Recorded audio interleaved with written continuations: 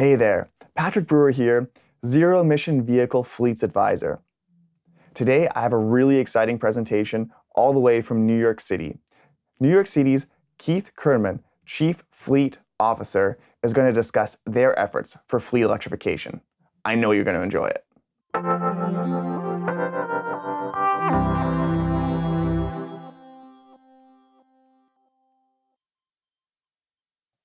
Thank you very much, and thank you for inviting New York City to present to you today on a topic we're incredibly excited about, which is electrifying vehicles and including fleet vehicles, public and private.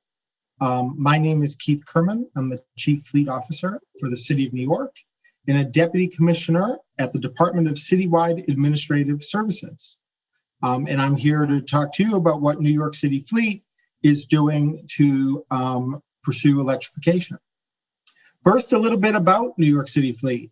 New York City has the largest municipal fleet in the United States at over 30,000 vehicles. We are some of the most well-known vehicles in the world. It's the New York City Police Department, the Department of Sanitation, the Fire Department, as well as the Department of Transportation, the Department of Parks. Just those 5 agencies that represent some of the basic services that everyone in the world needs: policing and fire services, waste collection, public space, and street maintenance. Those 5 in New York City are each the largest of their type, largest agencies of their type operating in the world. You can't open a TV set on any given night in America and not see our vehicles out there chasing and crashing and saving people and doing a lot of important things. And now one of the most important things that they're going to be doing and representing, hopefully with all of you, is a transformation from the combustion engine to electrification. This policy for us is led by Mayor de Blasio, who has announced 2 major aspects of what we're trying to do in fleet sustainability. First, in December 2015, we announced that we would be pursuing the largest electric fleet, municipal fleet in the country. And we announced that we were going to commit to 50% greenhouse gas reduction by 2025 and 80% by 2035. So a major commitment to get out of fossil fuels and stop polluting, stop adding greenhouse gases, stop adding air pollution through our city fleet, which of course operates in every part of the city. More recently, and as excitingly, in February 2020, Mayor de Blasio announced that New York City would go to an all-electric fleet by 2040. And that includes police, fire, sanitation. We have 50 different agencies that we operate. We also have 5,000 off-road equipment pieces, everything from backhoes to agriculture tractors. New York City operates hundreds of agriculture tractors. Who knew? And so we're going to be pursuing an all-electric future. As part of the executive order that announced the all-electric transition by 2040, Mayor de Blasio also charged my agency, DCAS, and NYC Fleet, which is what our fleet is known by, to establish a Fleet of the Future network. We are well aware that we cannot build an all-electric fleet alone, that we need industry to change. We need these electric vehicles to be made available in the marketplace in every type from Class 1 through Class 8. So for that, we need all of you. We need other commercial and public fleets pushing on every front. And so Mayor de Blasio asked us to create a network of every public, private, and nonprofit fleet that operates in New York City at any level, and that's pretty much everybody, to help push sustainable fleet and also safe fleet. In this conversation, I'll talk about electrification and clean fleet, but we feel that fleet sustainability also is not just about emissions, but it's about having the safest and cleanest possible fleets. And so that's our Fleet of the Future network, and we hope that you will be part of that. We also should mention we're incredibly excited that just last week, President Biden announced that the federal government fleet of over 600,000 vehicles would be following New York City's lead. We're going to try and take some credit and going to an all-electric future. And that's going to help us achieve it as well, because we need everybody pushing in this direction to make sure that the market moves.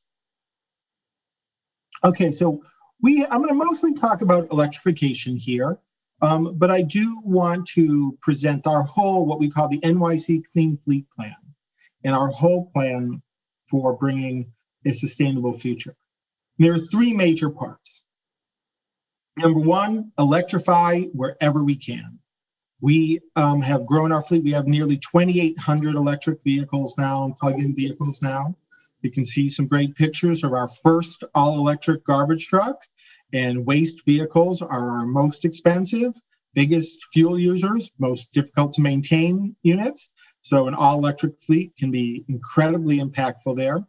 And also an early all-electric police car. If you come to New York City and you're unfortunately arrested, at least you can feel good about the vehicle we transport you in. We're also building out a really big charging network, and I'm going to talk more about that. We just made an announcement about a fast charging initiative that we're implementing, but we have 1,000 chargers and growing, already operating in every part of New York City. So, we're answering the question, can you build EV charging in scale? We are, and we have. Including in that is the world's largest system of portable solar carports, and that's what's on the right-hand lower side. These do not connect into anything. They are tow and play, as I like to describe them, and they can power up to 3 vehicles on solar power, and they make us a power producer. So obviously EV charging, hugely important. I'm going to talk a little bit more about that.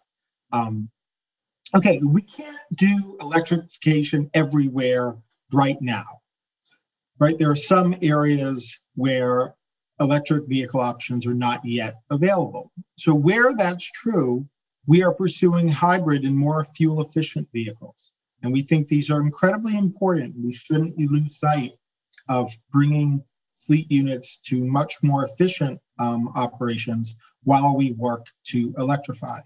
If you check out CBS News, you'll see that we just began a program to transition all our New York City police vehicles to hybrid, all our patrol vehicles to hybrid.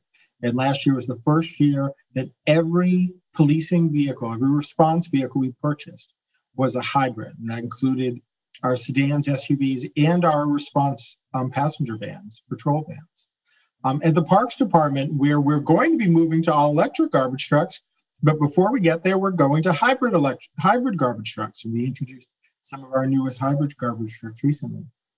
New York City operates 600 ambulances, and almost all of them, and soon all of them, are actually hybrid plug-in units.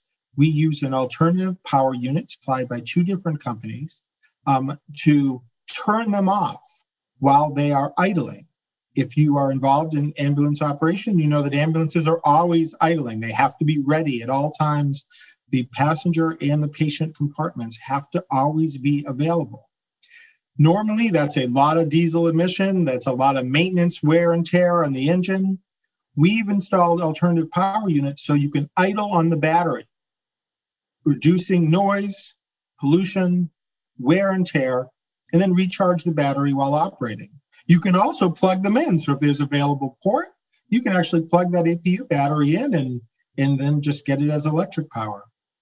A really interesting solution, and not just at the emissions level, but also at the noise, air pollution, and the maintenance cost level. So even with electrification and efficiency, we all know there's an enormous amount of existing diesel infrastructure out there that we have to operate and will for a while. We all hope electrification happens immediately, but we know that we'll have this infrastructure for a while. So New York City is already one of the largest biofuel users in the United States, using biodiesel. We are also pursuing a strategy to replace existing and remaining fossil diesel, with something called renewable diesel. The renewable diesel is a biofuel that's a full switch out fuel. You can go, whereas if you know biodiesel, you use it in 5%, 20%. Renewable diesel can be 100%, or even renewable diesel 80 plus biodiesel 20. And so we are really pushing. We just used 1 million gallons very successfully, perfectly able to use an existing infrastructure, no retrofitting required, no changes required, regulatory approval. Renewable diesel has the same specifications as regular diesel. And can be about 60% lower in greenhouse gases, as well as lower in air quality emissions. So that's the third part of our strategy. Electrify where you can, hybrid inefficiencies, in the meantime, really for gas units, and then biofuels for diesel equipment, including our large off-road equipment. So we want to present the full set of strategies as we now are going to focus on electrification. Okay, our electric beginnings. So this is one of our very early electric cars that we had probably about 15 years ago. And it was kind of a famous car. There was a movie, Who Killed the Electric Car? Remember that? It was a good documentary, but a premature obituary. Just 15 years ago, we were talking about the death of the electric car industry. In fact, that early RAV4 electric car was on its way to be destroyed. And a bunch of activists protested and said, don't do that, don't wreck it. And it ended up being donated to us. We also got donation of, I'm sure you've all seen the GEM electric cars made by Daimler Chrysler. And we were given a donation of hundreds of these to try and clean up our fleet for, park paths and for local roads.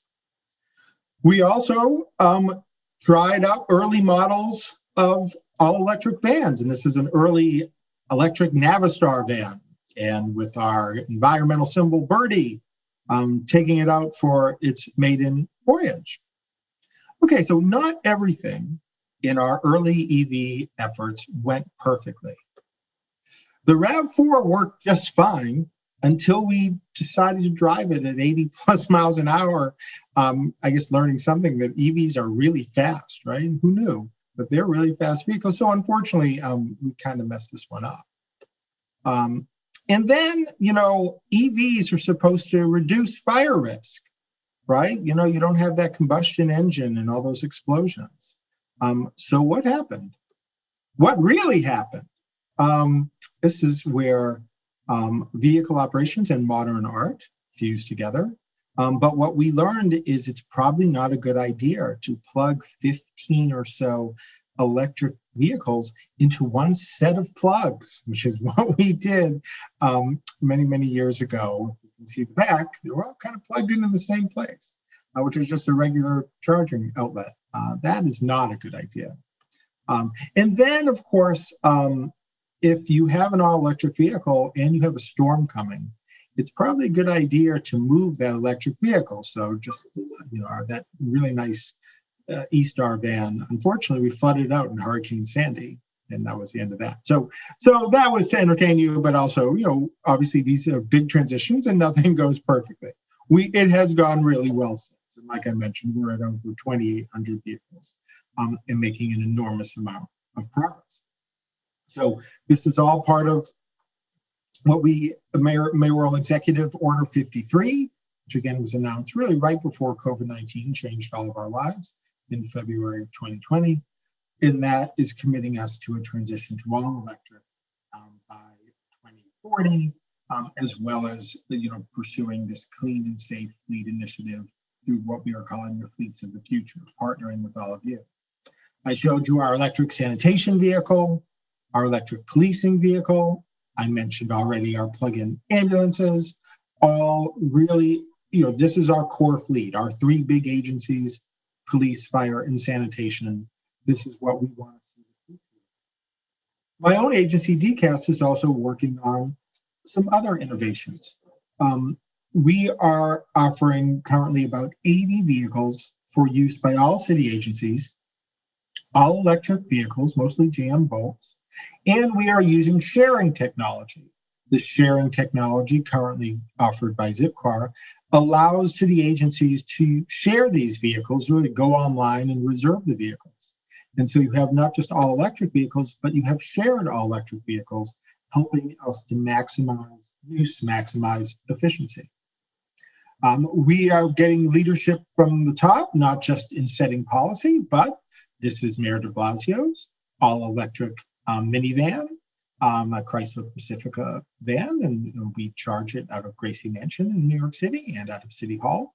So obviously leadership at the top is critically important, and we're receiving that for our electric program. I mentioned our charging initiative in our solar carports. So really exciting initiative, our solar carports. One of the aspects and ways we're using them, we've donated a couple of the carports and a whole series of all electric cars to our New York City schools program for driver education.